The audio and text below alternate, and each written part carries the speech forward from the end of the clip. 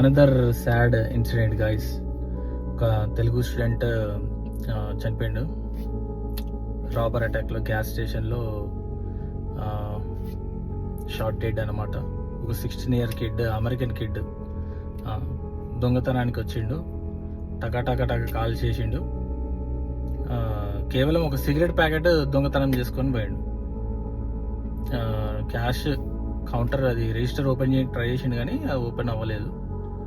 16 year old kid mentally మతిస్థిమితం మంచిగా లేదనుకుంటా, mentally ఇల్లు. Another sad incident. ఈ 2024 అయితే చాలా సాడ్ ఇన్సిడెంట్స్ అయ్యాయి మన ఇండియన్ స్టూడెంట్స్ మీదనే.